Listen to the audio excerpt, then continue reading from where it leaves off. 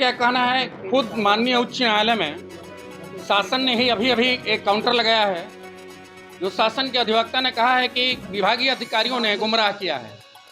तो मेरा मानना यही है कि विभागीय अधिकारी ही शासन को गुमराह कर रहे हैं और सही स्थिति को अवगत नहीं करा रहे हैं, क्योंकि सरकार भी ये निश्चित, कोई भी सरकार जो है वह अपने प्रदेश को शिक्षित करने में के लिए चाहती है। इसके लिए विद्यालय प्रत्येक दिन खोले जा रहे हैं, लेकिन आप पता कर लीजिए किसी भी जिले में सरकारी स्कूलों में बच्चे नहीं हैं। बिल्डिंग बन रही है, अरबों रुपये खर्च हो रहे हैं, वहाँ न तो बच्चे हैं, और जब बच्चे नहीं हैं तो फिर अध्यापक किस लिए होंगे, अध्यापक भी नहीं रहे। तो ये पैसे जो बर्बाद हो रहे हैं, यदि हमारे प्रबंधकीय स्कूलों को यदि पैसा दिए जाते तो निश्चित जो है ये विद्यालय जो है हमारे अच्छे होते। हमारे विद्यालय में जो है इस प्रदेश की सबसे ज़्यादा संख्या में बच्चे जो हैं जो गरीब, मजदूर, किसान, असहाय जो है मध्यम वर्ग के वो बच्चे हैं जिनके गार्जियन को किसी प्राइवेट स्कूल में, किसी सीबीएसई बोर्ड के स्कूल में पढ़ाने की क्षमता नहीं है। उनको किसी कोचिंग स्कूल में अपने बच्चों को पढ़ाने की क्षमता नहीं है। उन बच्चों को हम शिक्षित करते हैं। सरकार द्वारा अपनी बोर्ड फीस को जो है 50 रुपये से 600 रुपये बढ़ा दिया गया है 2010 के बाद, लेकिन हमारी फीस 2010 में जो थी 14 सालों में 1 रुपया नहीं बढ़ाई गई है।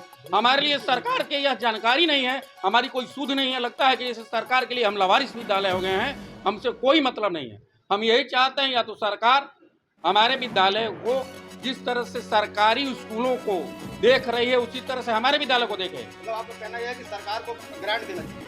नहीं, देखिए जो फीस सरकारी स्कूलों में है वही हमारे में है, तो या तो सरकार जितना उन स्कूलों पर खर्च कर रही है हम पर भी करना चाहिए। वहाँ जो है बिना एक पैसा लिए किसी से जो है पूरा पैसा 100% लगा रही है बिल्डिंग बनाने में। हमसे करेगी आप 25% दीजिए, संस्कृत विद्यालय से करेगी 5% दीजिए। यह समानता क्यों? भारत में सबके लिए समानता का अधिकार है, तो हमको भी समान रूप से बिना कोई शुल्क लिए, हमारे पास कोई फीस, सारे फीसों पर बैंड लगाई हुई है गवर्नमेंट, हमको छोड़ दे हम भी वित्तहीन की तरफ फीस लें। हम कहाँ से बनाएं? हमारे पास 5000 रुपया किसी प्रबंधक के पास जो है उसके खाते में नहीं है कि कैसे मेंटेन करे विद्यालय को। वो अपने निजी स्रोतों से ही मेंटेन करता है विद्यालय कैसे चला रहे हैं लोग। इसका हम तो अपने सारे पत्रकार बंधुओं से कहेंगे कि आप गवर्नमेंट स्कूलों को जाकर देख लीजिए। हमारे जो है जो अशासकीय सहायता प्राप्त विद्यालय जिसको कहा जाता है, मैं तो उसको लावारिस विद्यालय कहता हूँ, उसको जाकर देख लीजिए। अभी गवर्नमेंट स्कूलों से या जो हमारे स्कूलों पर कब्जा गवर्नमेंट ने कर लिया प्रबंध संचालक के रूप में, उन विद्यालयों से हमारे अभी आज भी बेहतर विद्यालय है। हम इस समाज के उस तबके को शिक्षा दे रहे हैं, लेकिन अध्यापक नहीं है। मैं इसका टीचर नहीं, विज्ञान का टीचर नहीं हूँ। गरीब बच्चे हाई स्कूल 2 साल में पढ़ लेते हैं, इंटर 2 साल में पढ़ लेते हैं, लेकिन कोई टीचर नहीं है। अब आप बताइए कहाँ से वो बच्चे पढ़ेंगे? आज कंप्यूटर का जमाना है। ये सब एक सपा सरकार ने एक बार कंप्यूटर दिया, लेकिन टीचर आज नहीं दिए, आज मेंटेनेंस नहीं दिया, फीस हम बढ़ा नहीं सकते, बच्चे गरीब निरीह हैं, तो कैसे चलेगा? आप बताइए क्या उद्देश्य है इसका? ये हमारी अशासकीय विद्यालय प्रबंधक महासभा का हम प्रथम अधिवेशन 14 तारीख को करने जा रहे हैं, और उसी सिलसिले में ये प्रेस कॉन्फ्रेंस बुलाई गई है। और इसमें हम लोग महासभा के मंतव्यों को, किस लिए हम इसमें को करेंगे और क्या भविष्य में हम लोग की क्या कार्यप्रणाली है, हमारे प्रबंधकों की क्या समस्याएं हैं, और उन समस्याओं को विश्लेषित करते हुए किस तरीके से हम आगे बढ़ेंगे। इस अधिवेशन में लगभग कितने लोगों के आने की संभावना है? इस अधिवेशन में हम लोग का अंदाज़ा है जी 500 से 700 लोग आने। अशासकीय विद्यालयों को लेकर लगातार तमाम चर्चाएं होती रहती हैं, बैठक भी होती है।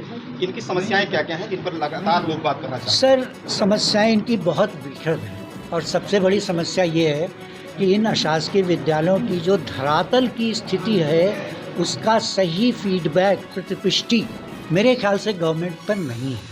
और गवर्नमेंट पे अगर है भी तो शायद गवर्नमेंट उसको हल करना नहीं चाहती, क्योंकि हर स्तर पर हर तरीके से इस चीज़ को बताया जा चुका है, लेकिन हल नहीं दिखता है। एक बात मैं और कहूँगा, और थोड़ी कड़वी है, और वो बात ये है कि मेरे ख्याल से पूरी व्यवस्था माध्यमिक शिक्षा, ये मेरा अनुभव है पिछले 5 साल का, मैं बैंक बैकग्राउंड से हूँ और 5 साल से शिक्षा में हूँ, और मेरा अनुभव है कि व्यवस्था चरमरा चुकी है और इसमें बहुत मूल चूल परिवर्तन की आवश्यकता है। इसमें जैसे कि आपने कहा कि व्यवस्था चरमरा चुकी है, हाँ। सबसे बड़ा दोषी किसको मानते हैं आप? क्योंकि आप आरोप भी लगा रहे हैं कि सरकार नहीं, करती। माफ़ कीजिएगा, आरोप नहीं लगा रहा हूँ, अपनी बात कह रहा हूँ, ये आरोप नहीं है, इसको आरोप मत कहिए। आपने कहा कि नहीं, सरकार इस पर काम नहीं करना चाहती। तो ये आरोप नहीं है, बात है मेरी, इसको आरोप क्यों परिभाषित कर रहे हैं आप? बात कहिए, मेरी बात है, मेरा विचार है, विचार आरोप नहीं होता, प्लीज़।